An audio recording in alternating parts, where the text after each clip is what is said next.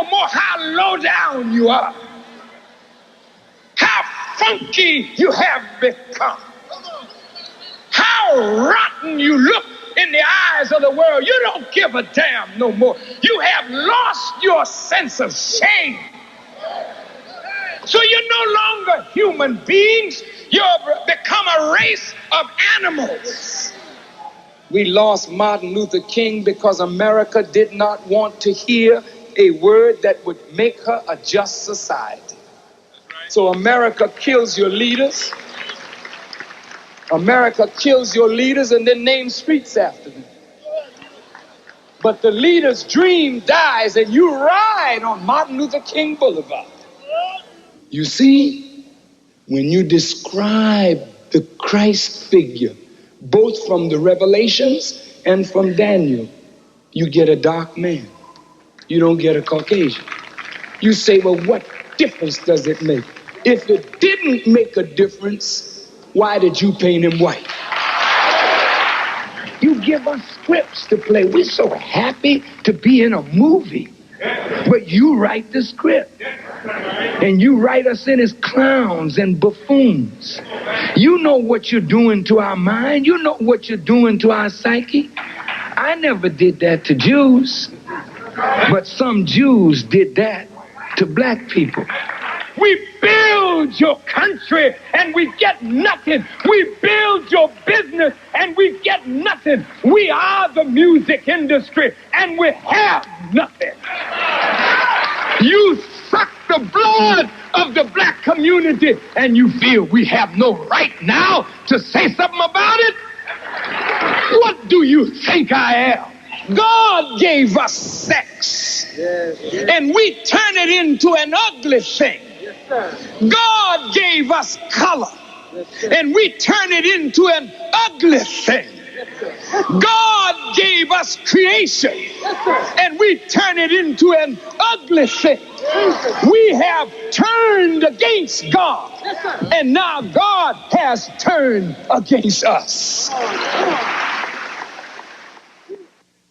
Minister Louis Farrakhan, the controversial leader of the Nation of Islam. He's been called enlightened and inspirational. He's also been called racist and anti-Semitic. Many people are thrilled that I'm having him here tonight. Others are furious with me. But as the Public Enemy lyric goes, I gotta do what I gotta do. I hope something positive comes out of the next hour. It's time.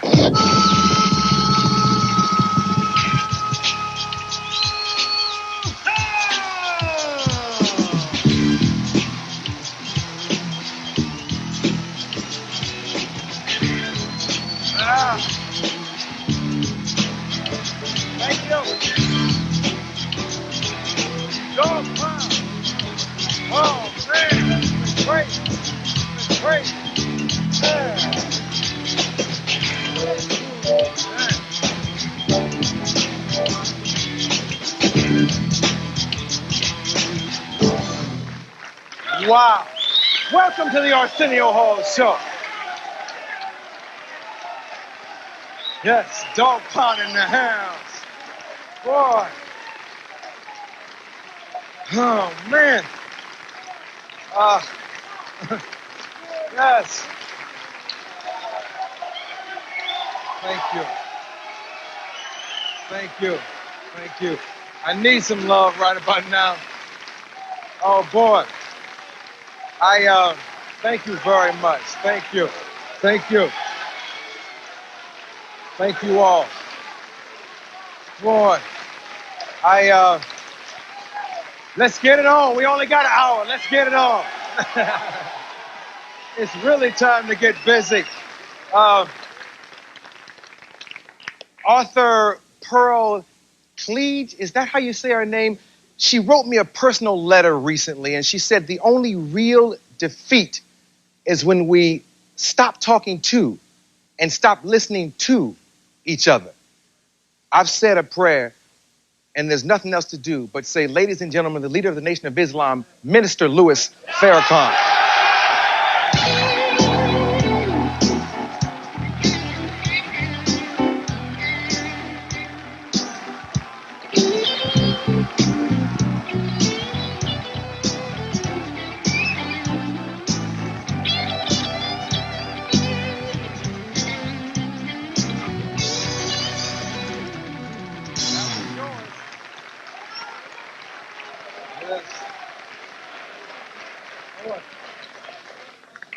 It's only an hour show, so I figure we'll get right down to it. Yes, sir. Why do you think there has been so much resistance to me having you on the show? I've even, not just white people, I've had black people tell me, what you need to do is get sick on Wednesday. True story. Get sick on Wednesday and cancel Thursday, Friday. Jesus said, "You shall know the truth, and the truth shall make you free." Unfortunately, millions and millions of people on this earth are deprived of that particular truth of which Jesus spoke.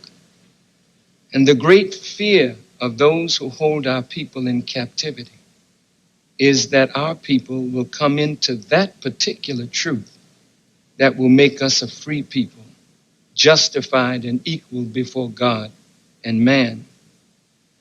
If I were on the Donahue show, as I have been invited again to Donahue, I've been invited by Barbara Walters and Forrest Sawyer, Connie Chung, and Tom Brokaw and Katie Couric and Mike Wallace. And how about Springer? Oprah and Montel? No. But the point is, Arsenio, that as long as I'm on a show where they think I will be seriously opposed, it's all right.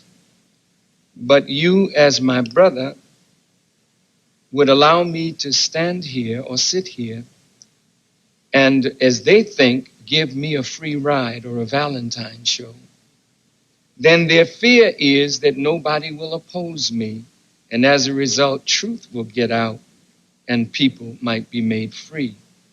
But as we talked about this show before all of this controversy arose, I told you then and I tell you now, ask me anything that is in the hearts and minds of your listeners, white or black, Jewish or Gentile. And if I cannot answer those questions with truth, then I have no business being on this show. Let's start with,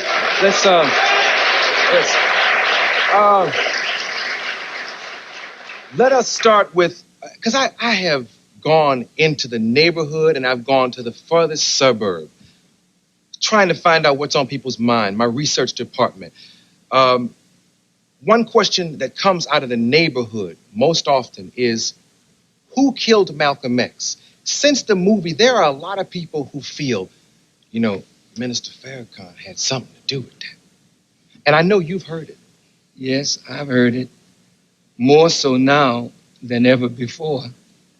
When Malcolm was assassinated, if you would go back and read all of the accounts, the name of Louis X, as I was called at that time, was never, ever, ever mentioned. Why now? Brothers and sisters, we have to look at motives and intentions. Whenever you see a dead body exhumed, somebody has ordered it. Someone in high authority has given permission. Whenever a great leader of ours dies, we respect and honor their memory. White leaders, when they die, their memory is respected and honored. But white folk don't follow their dead leaders.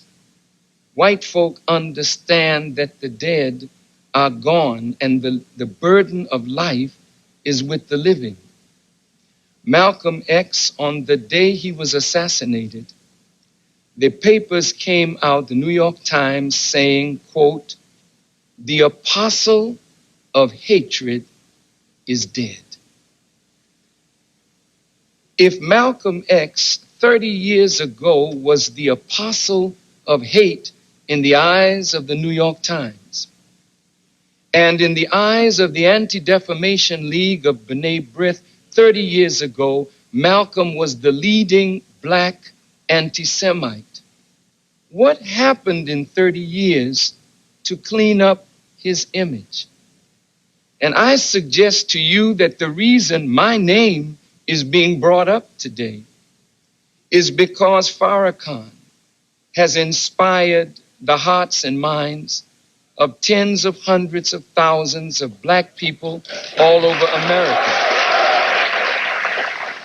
And because they don't have a living man that can fight against me, that they can put up against me, although they continue to try, they desire now to raise the dead. And because that is the saddest episode in the history of the Nation of Islam, of which Farrakhan, who was a student of Malcolm and an adorer of Malcolm, but became an enemy of Malcolm when Malcolm split from the Honorable Elijah Muhammad. Because of that fact, and because of the fact that I wrote an article in the Muhammad Speaks saying that Malcolm was worthy of death, and several months later, Malcolm was assassinated, the press would like for black people to believe that Farrakhan had something to do with the assassination of Malcolm, not because they really believed that, because if that were so, the grand jury should open this case again and bring Farrakhan before courts of law. But the press does not want to do that. They want to try Farrakhan and the Nation of Islam in the media and castigate us in the media. But that is only because what is in my mouth is freeing black people all over the earth. And so if they can discredit me, then the truth that I speak will be of non-effect.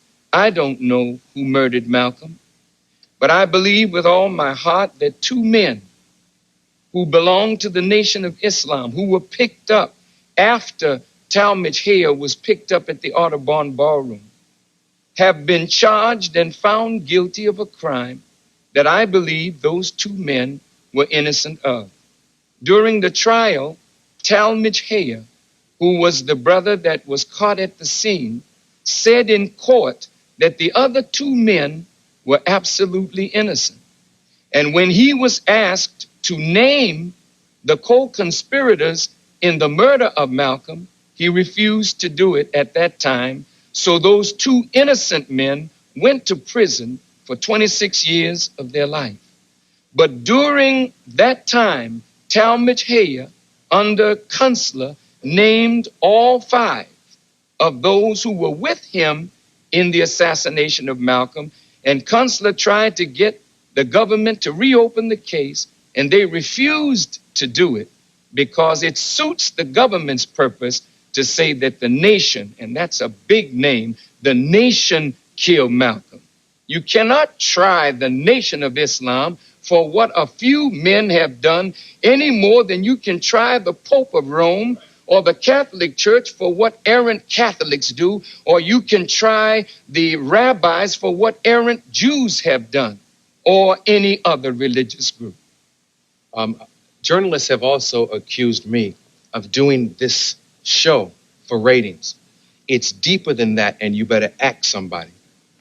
I'll be right back with more Minister Louis Farrakhan.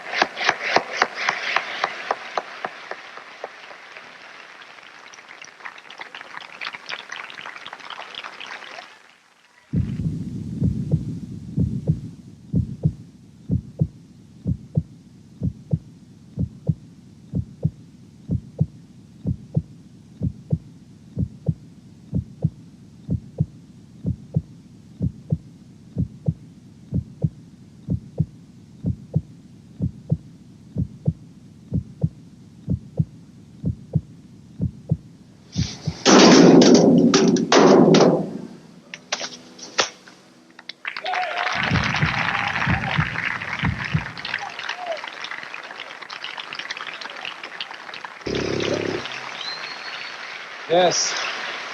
Oh, boy. I've never had this many notes for an interview. Got a call from Whoopi Goldberg, who was very confused about this night. She's black and she's Jewish. I've gotten calls from Irv Rubin. I've talked to many people in the community. I've heard terms like the new black Hitler. Why would you book him? Respond to those three words, new black Hitler. I should dismiss it. I should not even dignify that foolishness with a response.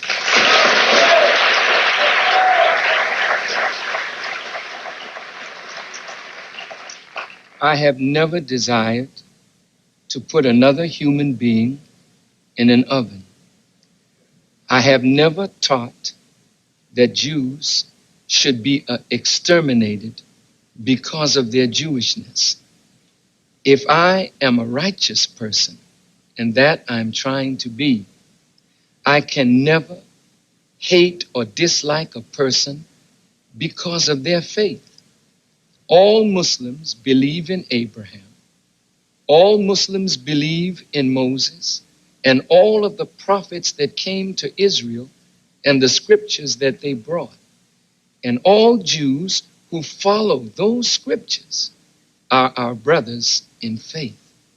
The Quran does not tell us that Jews who believe in God and the last day will meet anything other than salvation. So to call me a Hitler, I ask myself why. It is because God has blessed me with oratorical skill. And God has blessed me to be able to move the masses of our people as no other black person in recent times has done. And those who have oppressed us are so frightened that we will move our people to take vengeance against them for the evils that they have poured and continue to pour on our heads. While the reverse is true, we have been blessed through our suffering to become an exceedingly great people potentially. And it is my assignment, my mission as a student of the Honorable Elijah Muhammad to raise black people first and foremost up from the grave of ignorance and mental death. And so when I look at Time magazine and see my picture on the cover, and then these words, ministry of rage, I ask myself, what is a minister? A minister is a servant. The preposition of denotes possession. So here's a servant who is possessed of what? Violent anger and fury. Yes, I, like you, am angry over the condition that our people live under. I'm angry at oppression. I'm angry at exploitation. I'm angry at the incessant tricks that are being used to deprive our people of justice. But I could never transform human life with rage, with hate, or with bitterness. But those whom God blesses me to teach, I bring them out of the prisons and I clean them up from drugs and alcohol. I teach our women the dignity of themselves as women and take them from a low life and encourage them to live the dignified life of a righteous woman. We put people together who were ignorant and make them lovers of knowledge. And then we unite our people and pool our resources to do things constructive for ourselves because we're tired of laying at the foot of white people, begging them to do for us what we can unite and do for ourselves. So my ministry is not a ministry of rage, but it is a ministry of love. And the problem is that we are teaching black people to love themselves. But look at what has happened. You brought me here to your show. And what happened, Arsenio? You incited so much rage, so much venom, so much hatred that now they don't want your show to show in the marketplace that it has shown. They've threatened you that they will take you off of the air and ruin your career. Farrakhan didn't do that. That's hate. That's bitterness. That's venom. Yeah, it's been rough. It's been rough. We'll take a commercial. We'll come right back with Minister Louis Farrakhan.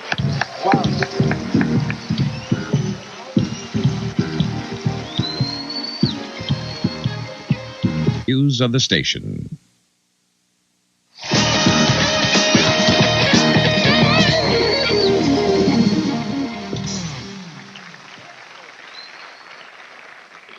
I introduced you to one of the producers here, my partner in crime since the old days, Marla Kell Brown. She's Jewish and a friend of mine. Do you have any Jewish friends? No.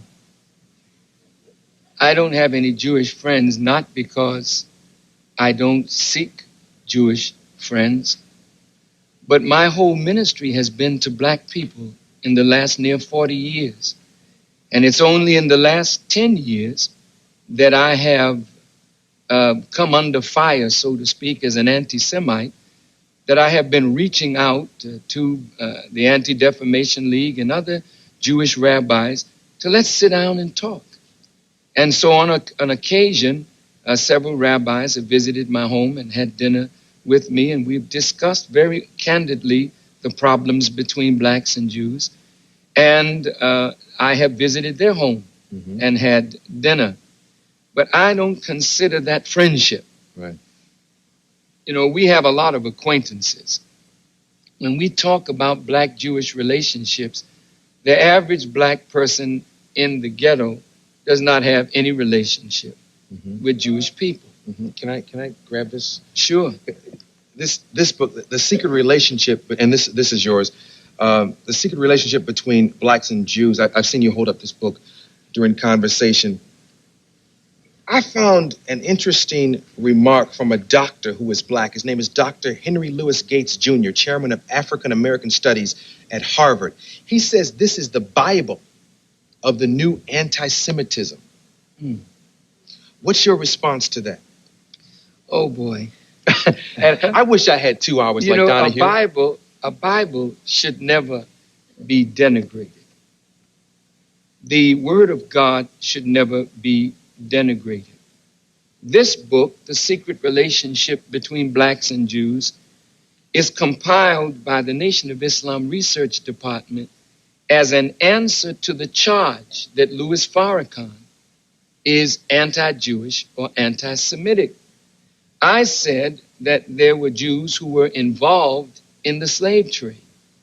We have always heard that Arabs were involved, that Africans were involved, that white Europeans were involved in the slave trade, but we never knew much about Jewish involvement in the slave trade. In fact, there are many Jews themselves who do not know their involvement in the slave trade. So we researched. This is not a book written by us. This book is quotations from eminent Jewish rabbis, scholars, and historians. And we are only quoting what they say. So if it is anti-Semitic, then Jews themselves are the ones we are quoting. A respected Jewish rabbi said to me that this book is a great calumny against the Jewish people because it says that Jews were major in the slave trade, while he contended that Jews were only 2% of the slave trade. Now, I told the rabbi, since we quoted eminent Jewish scholars, rabbis, and historians, if he will go before the world and denounce every scholar that we have quoted as a liar, then I'll throw the book away. But this book says, and I'm quoting now, Jewish scholars, that the bulk of the slave trade in Brazil was in the hands of Jewish settlers. This was a Dr. Ira Friedman, who was a one-time president of the American Jewish Historical Society. Now, you know that in the Western Hemisphere, blacks in Brazil number more than blacks in America. And this same historical society said that 75% of the Jews in the South owned slaves, while only 36% of the Gentile whites owned slaves. Now, why are we saying this? What is this for? Slavery caused the total destruction of an entire people. We lost our names, our language, our history, our culture, our God, and then were turned inside out because of slavery. And the fact that we have black on black violence, black on black crime, and the murder of one another is directly related to self-hatred, which was instilled in us through slavery, and the American institutions have reinforced it. At some point in time, everyone that had a part in our destruction must be called upon to have a part in our redemption. We can't let our African brothers off the hook. They helped to sell us into slavery. Hello. We can't let Arabs off the hook. They made a profit from slavery. We can't let Gentile Europeans off the hook, but neither can we let Jews off of the hook who held our fathers as slaves. Nor can we let the government of America off, because the government of the United States of America has proved to be the worst enemy of black people. So now when it comes time for justice, this is not spoken out of hatred or out of bitterness, but reparations have to be given to black people, even as Jews received reparations from the onslaught of Nazi Germany. And now the Japanese are going to receive reparations for what America did by putting them in concentration camps. What's wrong with the children of slaves? We are here poor, ragged, hungry, naked, and out of doors. Reparations is what we want, and everyone that had a part in our destruction will have a part in paying reparations. I'll be right back with more Louis Farrakhan.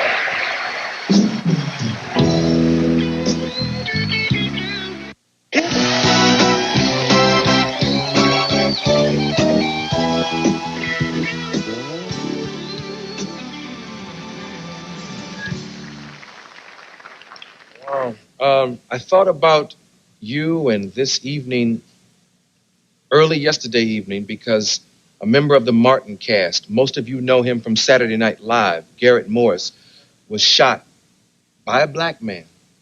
And I've heard you, everybody talks about how you beat up on the white man, but you beat up on us more than you beat up on anybody. You know, you put us in check as often as you possibly can and tell us when we're acting like animals. And people love those quotes. What do we do about black on black crime?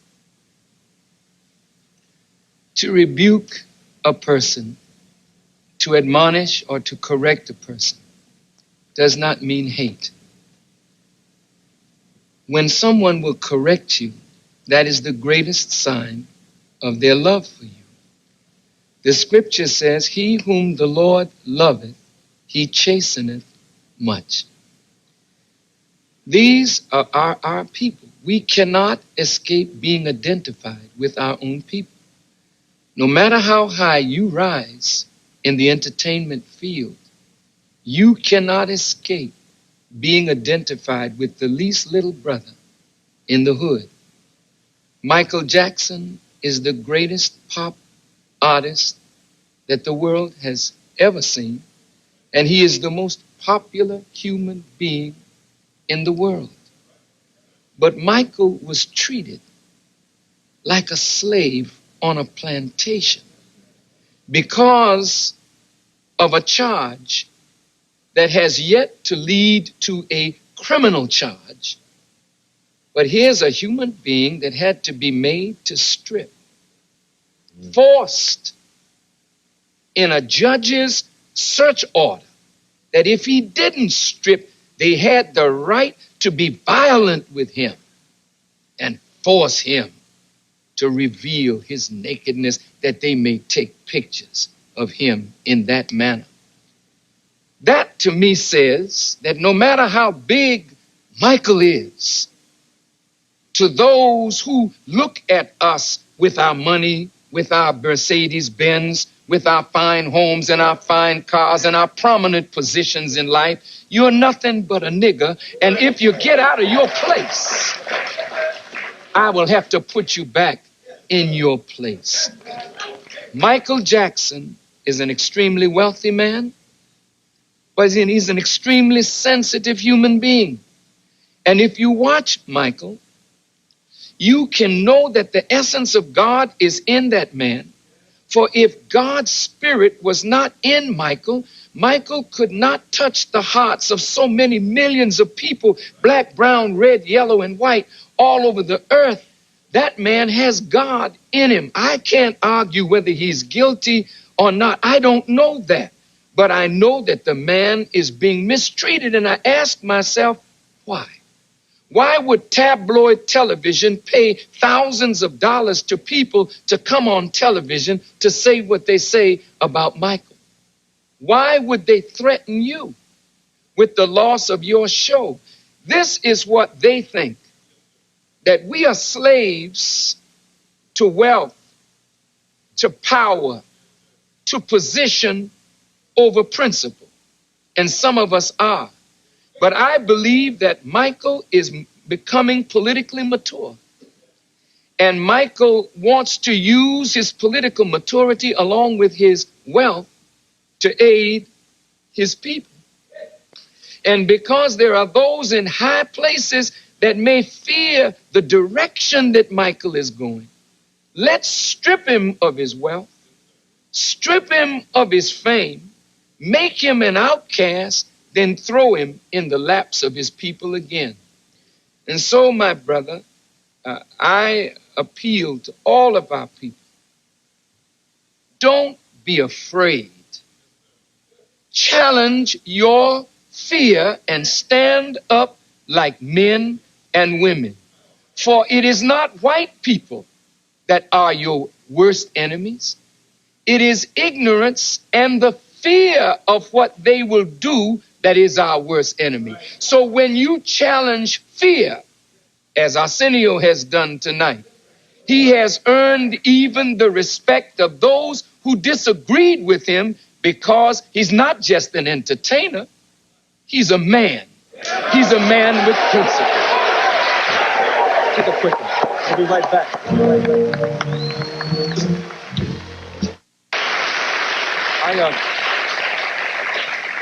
An hour goes like that. I just want you to get back in this remaining time to our people and how we treat each other.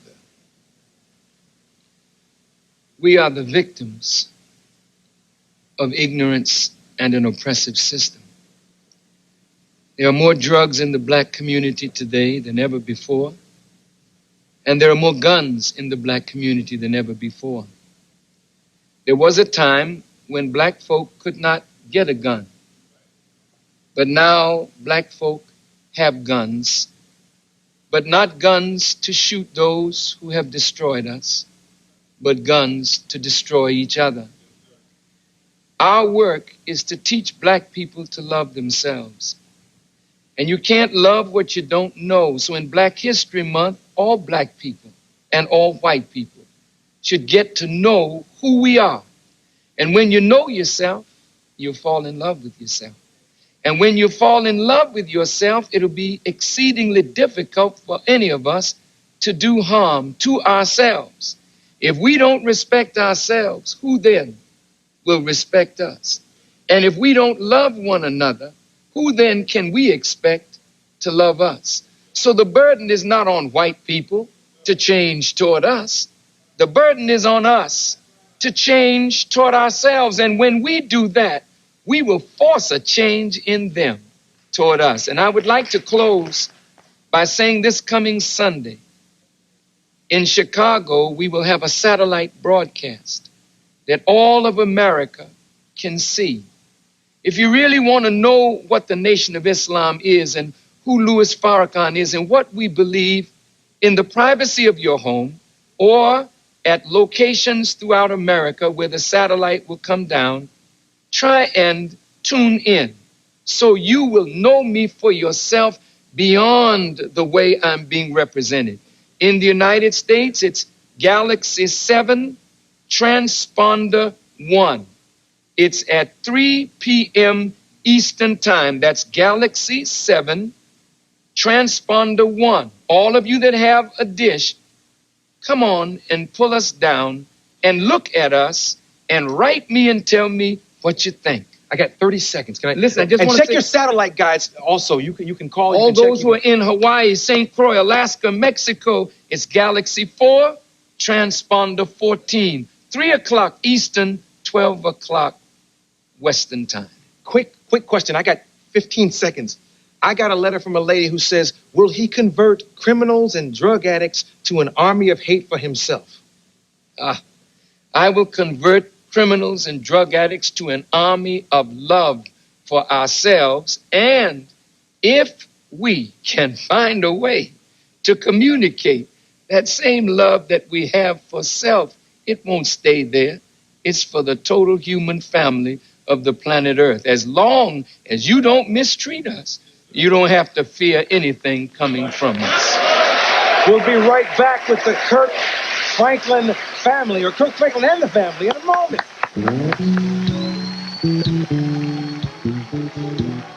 Sound music that convicts.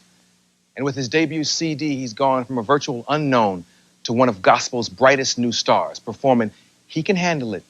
Please give it up for Kirk Franklin and the family. 1, 2, 3, 4. Here we go. Come on. Everybody put your hands together. It really doesn't matter. Everybody, come on. What you're going through. I know that Jesus. Come on, everybody put your hands together here. Come on. Say it. Radio is healer. Say it. And his blood is life. Just give it. Just give it to Jesus. Say it. It's all right. He can handle it. Oh, yeah. Oh, yeah. See? He can handle it. You know he can handle it. Come on and say it again. He can handle it. He can handle it. Listen. Handle it. There's no doubt. No, he will. He can. Can you help me say he can? There's no doubt. No, he will. Oh, yeah. Oh, yeah. Oh, yeah. Oh, yeah. I wish I could get you to put your hands together there. He can.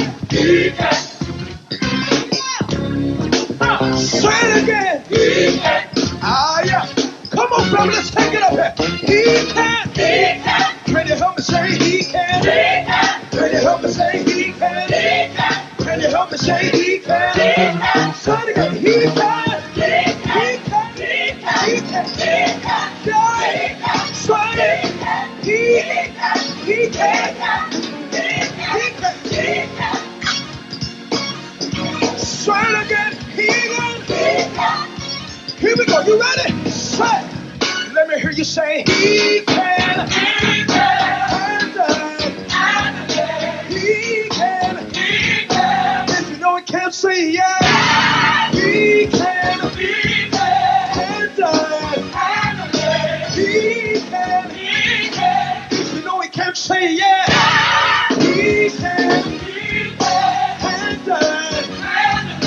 He can. He can. If you know he can. If you know he can. If you know he can't, say yeah.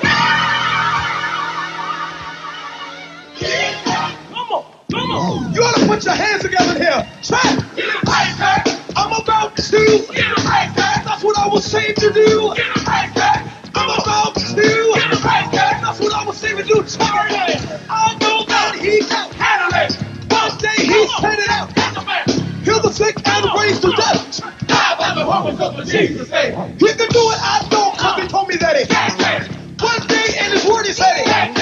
And the Bible he told me that he can. And if you know he can, let me hear you say, go Jesus, go Jesus, go. Go Jesus, go Jesus, go. Say go Jesus, go Jesus, go. Go Jesus, go Jesus, go. Say glory, glory. Say glory, glory. Say glory, glory. Say glory, glory. Let me hear you say he can. He can. And he can. He can. If you know he can, say yeah. He can. He can. And he can. He can. If you know he can. If you know he can. If you know he can, say yeah. He can.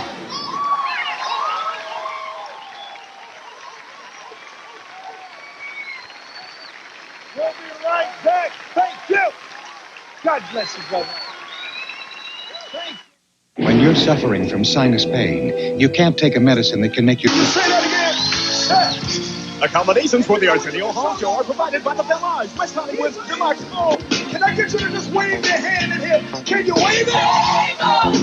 Yeah. Come on, baby. Nobody can. Come on, David. Say it, David. Today at 4, Chevy Chase and the gang are headed overseas for side-splitting family fun in the outrageous comedy National Lampoon's European Vacation. Then at 6, Patrick Swayze and Jennifer Grey are cleaning up the competition